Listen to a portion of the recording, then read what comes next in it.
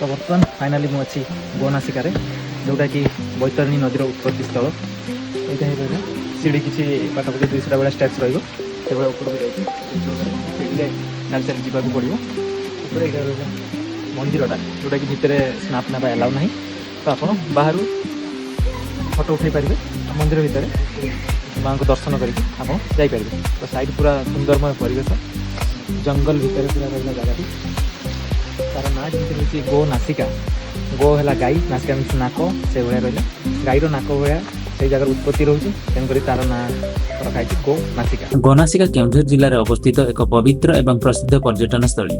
यह ओडिशा रे जनाशुना पवित्र बैतरणी नदीर उत्पत्ति स्थल भाव में परिचित। यह केन्दुझर टाउन ठारू मात्र 25 किलोमीटर दूर में यह पहाड़ अवस्थित रही।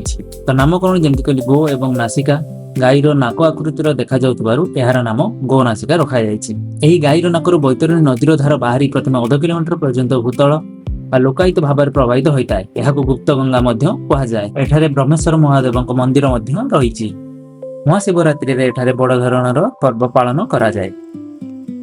यही जगह को जीवा रास्ता रे सबु जीवा एवं उच्च पहाड़िया परिवेश दे आपको जीवाक पड़िबो।